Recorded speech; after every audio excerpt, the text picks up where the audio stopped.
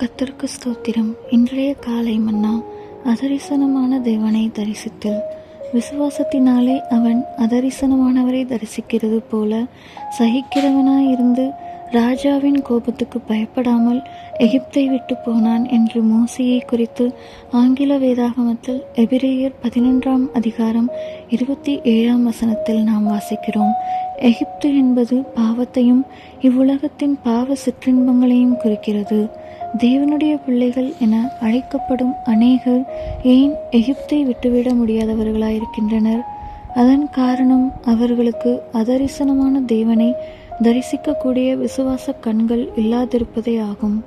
மோசே எகிப்தை விட்டுவிடாதிருப்பானாகில் தேவன் அவனை இஸ்ரவேலருக்கு தலைவனாக தெரிந்தெடுத்திருக்கவோ அவனை கொண்டு தமது மகத்தான திட்டத்தை நிறைவேற்றி இருந்திருக்கவோ முடியாது.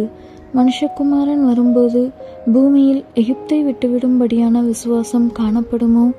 ஒரு காலத்தில் எகிப்தை விட்டுவிட்ட பலரும் தற்போது அதை அணைத்து கொண்டிருக்கிறார்கள். ஏன்? அவர்கள் தங்கள் விசுவாச கண்களை இழந்துவிட்டார்கள்.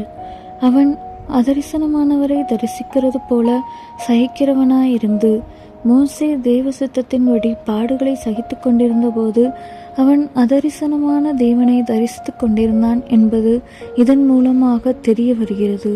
சபையின் முதல் இரத்த சாட்சியான ஸ்தேவான் தான் கல்லறியப்படுவதற்கு சற்று முன்பு தேவனுடைய மகிமையையும் தேவனுடைய வலது பாரிசத்தில் இயேசுவானவர் நிற்கிறதையும் கண்டான் என்று அப்போஸ்தலர் 7:55 நாம் வாசிக்கிறோம். சாத்ராக், மேஷாக், ஆபேத்நேகோ ஆகியோர் அக்கினி சூளையை சகித்து கொண்டிருந்த போது அக்கினியின் நடுவே அவர்கள் அதரிசனமான தேவனை கண்டனர். அம்மூன்று தேவதாசர்களும் எரிகிற அக்கினி சூளைக்குள் இருந்தபோது ராஜாவாகிய நேபுகாத் நேச்சார் அதரிசனமான தேவனை கண்டது போல நீயும் கர்த்தராகிய இயேசு கிறிஸ்துவின் நல்ல போர்ச்சேவனாக தீங்கனுபவிக்கும் வேளையில் உன்னிலும் கூட மற்றவர்கள் அதரிசனமான தேவனை காண்பார்கள்.